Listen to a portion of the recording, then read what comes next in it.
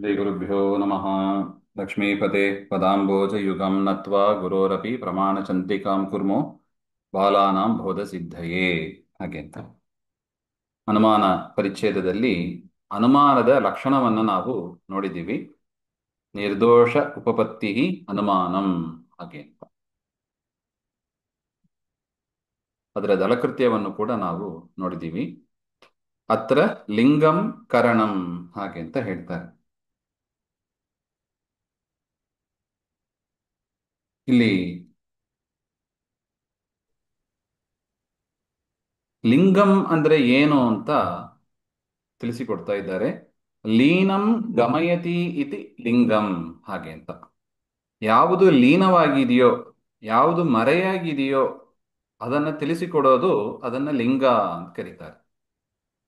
ಲೀನಂ ಗಮಯತಿ ಇತಿ ಲಿಂಗಂ ಹಾಗೆ ಅಂತ. ಈಗ ನೋಡಿ, ನಮಗೆ ಧೂಮ ಕಾಣಿಸ್ತಾ ಇದೆ, ಅಗ್ನಿ ಅದು ಲೀನವಾಗಿದೆ. ಪರ್ವತದಲ್ಲಿ ಅಗ್ನಿ ಕಾಣಿಸ್ತಾ ಇಲ್ಲ, ಪರ್ವತದಲ್ಲಿ ಮೇಲೆ ಇದೆ, ಆದರೆ ಧೂಮ ಮಾತ್ರ ನಮಗೆ ಕಾಣಿಸ್ತಾ ಇದೆ. ಅದರಿಂದ ಲೀನವಾಗಿರೋದು ಯಾವುದು? ಅಗ್ನಿ. ಅಗ್ನಿ. ಅದರಿಂದ ಲೀನವಾಗಿರುವ ಅಗ್ನಿಯನ್ನ ತಿಳಿಸಿಕೊಡ್ತಾ ಇದೆ ಯಾವುದು? ಧೂಮ. ಅದರಿಂದ ಧೂಮ ಲಿಂಗ ಧೂಮ ಇಲ್ಲಿ. ಧೂಮವನ್ನ ಲಿಂಗ ಅಂತ ಕರೀತಾರೆ ಹಾಗೆ ಅಂತ. ಹ್ಮ್. ಅತ್ರ ಲಿಂಗಂ.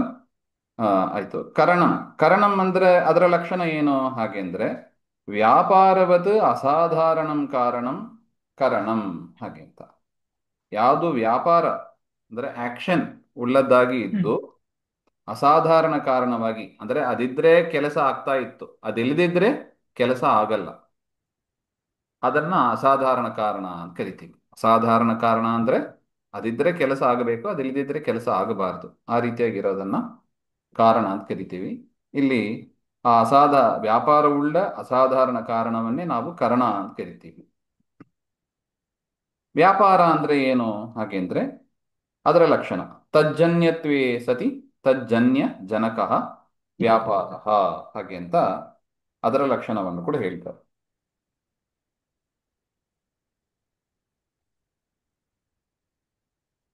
ಇದ್ರ ಬಗ್ಗೆ ಇನ್ನೂ ಸ್ವಲ್ಪ ವಿಚಾರ ಮುಂದೆ ಬರುತ್ತದೆ, ಅಲ್ಲಿಗೆ ನೋಡೋಣ ಇದನ್ನು. ತದನಂತರ ವ್ಯಾಪ್ತಿ ಪ್ರಕಾರಕ ಪಕ್ಷಧರ್ಮತಾ ಜ್ಞಾನಂ ಪರಾಮರ್ಶ ಹಾಗೆ ಅಂತ.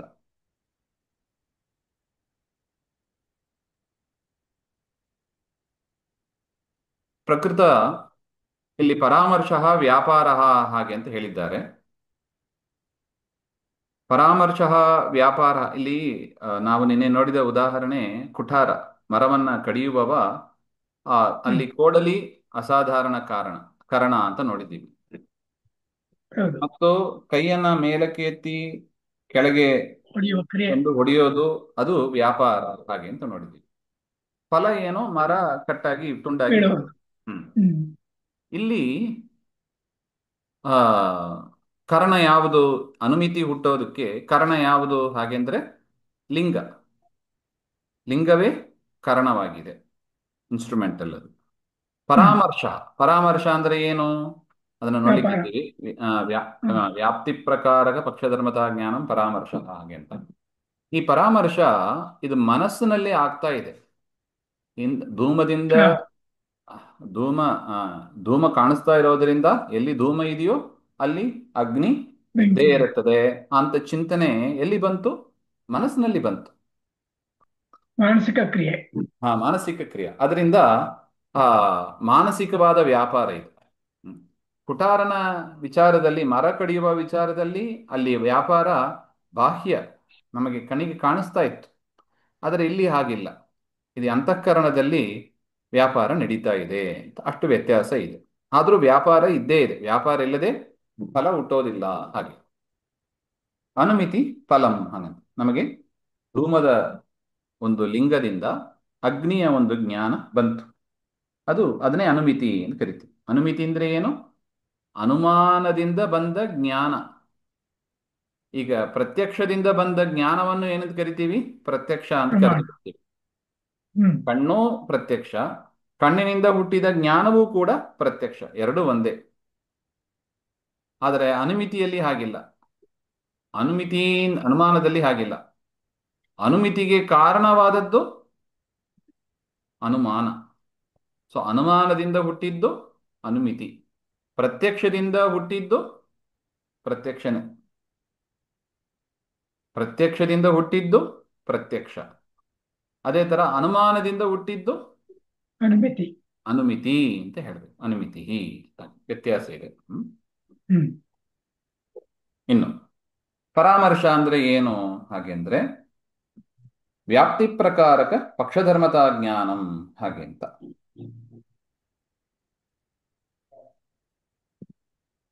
ವ್ಯಾಪ್ತಿ ಪ್ರಕಾರಕ ಹಾಗೆಂದ್ರೆ ವ್ಯಾಪ್ತಿ ವ್ಯಾಪ್ತಿ ಅಂದ್ರೆ ಸಾಹಚರ್ಯ ನಿಯಮ ಅಂತ ಕರೀತಾರೆ. ಅಂದ್ರೆ ಎಕ್ಸಿಸ್ಟಿಂಗ್ ಅಲಾಂಗ್ ವಿತ್ ಅಂತ ಆ ಮೀನಿಂಗ್ ಅಲ್ಲಿ ಬರುತ್ತದೆ. ಇದಿದ್ರೆ ಅದು ಇರಲೇಬೇಕು, ಅದನ್ನ ಸಾಹಚರ್ಯ, ಸಾಹಚರ್ಯ ನಿಯಮ ಅಂತ ಕರೀತಾರೆ. ಧೂಮ ಇದ್ರೆ ಅಗ್ನಿ ಇರಲೇಬೇಕು. ಇದನ್ನ ವ್ಯಾಪ್ಯ ವ್ಯಾಪಕ ಧರ್ಮ ಅಂತ ಕರಿತೀವಿ. ವ್ಯಾಪ್ಯ ವ್ಯಾಪಕ ಧರ್ಮ. ಧೂಮ ಇರೋದರಿಂದ ಅಗ್ನಿ ಇರಬೇಕು. ಸೊ ಅದರಿಂದ ಧೂಮ ವ್ಯಾಪ್ಯ, ವ್ಯಾಪ್ತಿ ಹೇಳಕ್ಕೆ ಯೋಗ್ಯವಾದದ್ದು. ಹ್ಮ್. ಹ್ಮ್. ಆ ಯಾವುದು ವ್ಯಾಪ್ತಿ, ವ್ಯಾಪ್ತಿಯಿಂದ ಏನನ್ನು ತಿಳಿತೀವಿ? ವ್ಯಾಪಕ ತಿಳಿತೀವಿ. ಯಾವುದು ವ್ಯಾಪಕ? ಅಗ್ನಿ. ಈ ಧೂಮ. ಉದಾಹರಣೆಯಲ್ಲಿ ಅಗ್ನಿ, ಅದರಿಂದ ಅಗ್ನಿ ವ್ಯಾಪಕ. ಧೂಮ ವ್ಯಾಪ್ಯ, ಯಾವುದು ಲಿಂಗವಾಗಿ ಇದೆಯೋ ಅದು ಹ್ಮ್. ವ್ಯಾಪ್ಯ. ಸಾಧ್ಯ ಅದು ವ್ಯಾಪಕ. ಸೊ ಅದರಿಂದ ವ್ಯಾಪ್ಯ ವ್ಯಾಪಕದಿಂದ ಕೂಡಿರೋದನ್ನ ವ್ಯಾಪ್ತಿ ಅಂತ ಕರಿತೀವಿ. ಸೊ ವ್ಯಾಪ್ತಿ ಅಂದ್ರೆ ಒಂದು ವ್ಯಾಪ್ಯ ಇರಬೇಕು, ವ್ಯಾಪಕ ಇರಬೇಕು. ವ್ಯಾಪ್ತಿ ಅಂದ್ರೆ ಸಹಚರ್ಯ ನಿಯಮ ಅಂತ ಅರ್ಥ. ಇದಿದ್ರೆ ಅದು ಒಟ್ಟಿಗೆ ಇರಲೇಬೇಕು. ಹಾಗೆ ತಂದೆ ಅಂತ ಇದ್ರೆ ಮಗ ಅಂತ ಇದ್ರೆ ತಂದೆ ಇರಲೇಬೇಕು. ಇರ್ಲೇಬೇಕು. ಮಗ ತಂದೆ ಇಲ್ಲದೆ ಮಗ ಹುಟ್ಟೋದೆ ನೋಡಿ, ಇದೆಲ್ಲ ಸಾಹಚರ್ಯ ನಿಯಮ ಆಯ್ತು. ಹ್ಮ್. ಆ ತರ.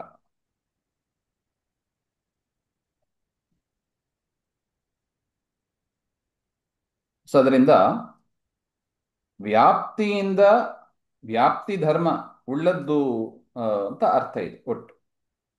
ಅದನ್ನೇ ಪಕ್ಷಧರ್ಮ ಅಂತ ಕರಿತೀವಿ. ಪಕ್ಷ ಅಂದ್ರೆ ಏನು? ಇಲ್ಲಿ ಪಕ್ಷ ಯಾವುದು? ಪರ್ವತ. ಎಲ್ಲಿ ನಾವು ಸಾಧ್ಯವನ್ನ ಹೇಳ್ತೀವೋ, ಅನುಮಾನ ಮಾಡ್ತೀವೋ ಅದನ್ನ ಪಕ್ಷ ಅಂತ ಕರಿತೀವಿ. ಕಾಂಟೆಕ್ಸ್ಟ್. ಹಾ, ಕಾಂಟೆಕ್ಸ್ಟ್. ಹ್ಮ್. ಸೊ ಅದರಿಂದ ಆ ಪಕ್ಷ ಅದನ್ನ ಪಕ್ಷ ಅಂತ ಕರಿತೀವಿ. ಆ ಪಕ್ಷದಲ್ಲಿ ಏನಿರಬೇಕು? ಧರ್ಮ. ಪಕ್ಷದಲ್ಲಿ ಇರುವ ಧರ್ಮವನ್ನ ಪಕ್ಷಧರ್ಮ ಅಂತ ಕರಿತೀವಿ. ಪಕ್ಷದಲ್ಲಿ ಇರುವ ಧರ್ಮವನ್ನ ಪಕ್ಷಧರ್ಮ ಅಂತ ಕರಿತೀವಿ. ಈಗ ಪಕ್ಷ, ಪಕ್ಷದಲ್ಲಿ ಯಾವ ಧರ್ಮ ಹೇಳ್ತೀವಿ ನಾವು ಹಾಗೆಂದ್ರೆ ವ್ಯಾಪ್ತಿ ಪ್ರಕಾರಕ ಪಕ್ಷಧರ್ಮತಾ ಜ್ಞಾನಂ ಪರಾಮರ್ಶ ಅಂತ. ಅಂದ್ರೆ ಈ ಪಕ್ಷ ಏನಿದೆ ಅದರಲ್ಲಿ ಒಂದು ಧರ್ಮ ಇದೆ. ಯಾವುದರ ಧರ್ಮ? ವ್ಯಾಪ್ತಿ ಪ್ರಕಾರಕ ಧರ್ಮ ಇದೆ. ವ್ಯಾಪ್ತಿ ಪ್ರಕಾರಕ ಪಕ್ಷಧರ್ಮತಾ ಜ್ಞಾನಂ ಪರಾಮರ್ಶ ಹಾಗೆ ಅಂತ. ವ್ಯಾಪ್ತಿಯಿಂದ ಕೂಡಿದ್ದಾಗಿದೆ ಆ ಆ ಪಕ್ಷ.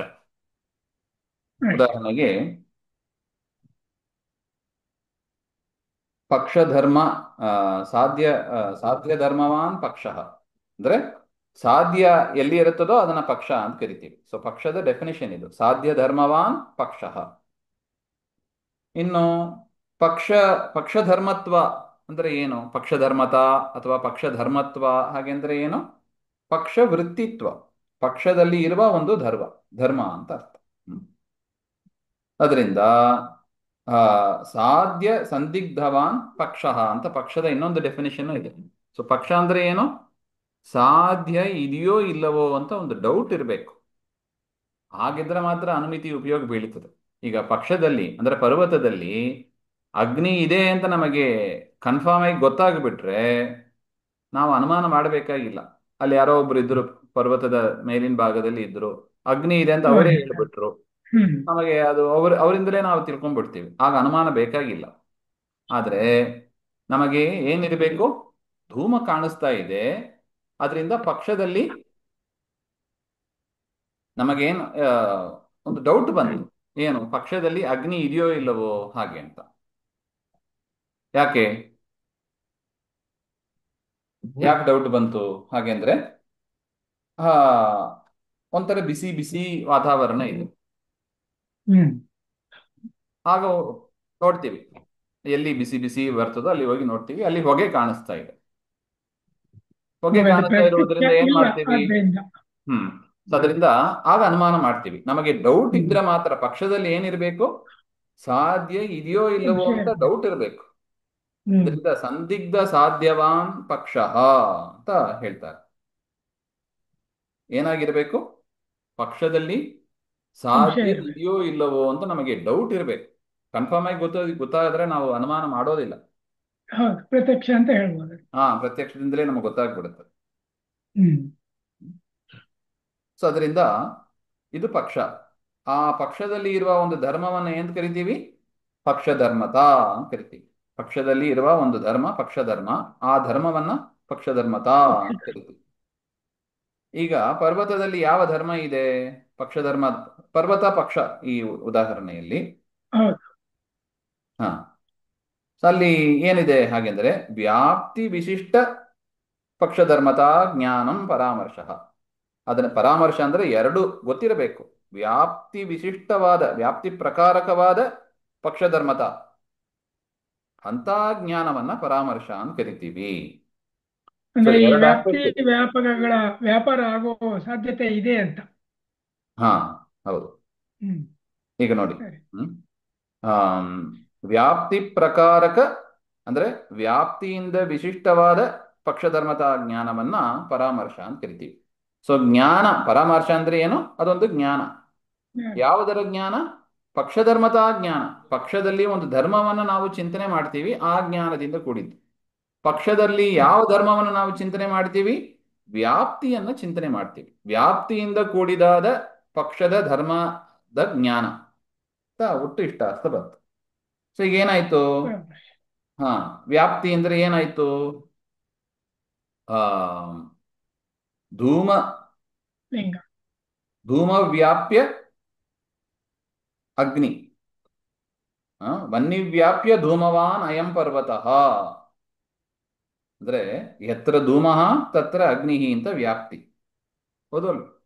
ಹ್ಮ್ ಯತ್ರ ಧೂಮಃ ಹೌದು. ತತ್ರ ವನ್ನಿ. ಬನ್ನಿ. ಹಾ, ಅಂದ್ರೆ ಎಲ್ಲಿ ಧೂಮ ಇದೆಯೋ ಅಲ್ಲಿ ವನ್ನಿ ಇರುತ್ತದೆ. ಹಾಗೆಂತ ವ್ಯಾಪ್ತಿ. ಇಂಥ ವ್ಯಾಪ್ತಿಯಿಂದ ವಿಶಿಷ್ಟವಾದ, ಹ್ಮ್ ಅಂದ್ರೆ ವನ್ನಿ ವ್ಯಾಪ್ಯ, ಪರ್ವತ.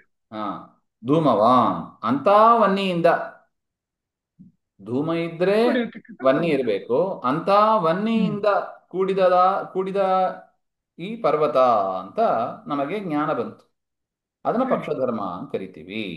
ಹ್ಮ್ ಸೊ ಯತ್ರ ಧೂಮಃ ತತ್ರ ಅಗ್ನಿ ಇತಿ ವ್ಯಾಪ್ತಿ ಪ್ರಕಾರಕ ವನ್ನಿವ್ಯಾಪ್ಯ ಧೂಮವಾನ್ ಅಯಂ ಇತಿ ಪಕ್ಷಧರ್ಮತಾ ಜ್ಞಾನಂ ಪರಾಮರ್ಶ ಅಂತ ಒಟ್ಟು ಹೇಳಿದಂತೆ ಆಯ್ತು.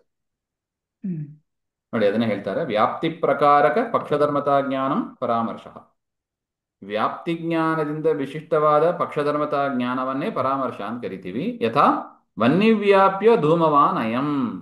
ಯತ್ರ ಧೂಮಃ ತತ್ರ ವನ್ನಿಃ ಅಂತ ಅದು ವ್ಯಾಪ್ತಿ. ಅಂತ ವ್ಯಾಪ್ತಿ ಪ್ರಕಾರಕ ವನ್ನಿವ್ಯಾಪ್ಯ. ವ್ಯಾಪ್ಯ ಯಾವುದು? ಧೂಮ. ವನ್ನಿ, ಇದು ವನ್ನಿಯನ್ನ ವ್ಯಾಪ್ತಿ. ತಿಳಿಸಿಕೊಡೋದು ಯಾವುದು? ಧೂಮ. ಅಂತ ಹ್ಮ್ ವ್ಯಾಪ್ಯವಾದ ಧೂಮದಿಂದ ಕೂಡಿದ್ದಾಗಿದೆ. ಬರೀ ಧೂಮದಿಂದ ಕೂಡಿದ್ದಾಗಿಲ್ಲ, ವನ್ನಿ ವ್ಯಾಪ್ಯ ಧೂಮವಾನ್. ಯಾಕೆ? ಹ್ಮ್ ವ್ಯಾಪ್ತಿ ಇದೆ. ಎತ್ರ ಧೂಮಃ ತತ್ರ ವನ್ನಿಃ ಅಂತ. ಬನ್ನಿ.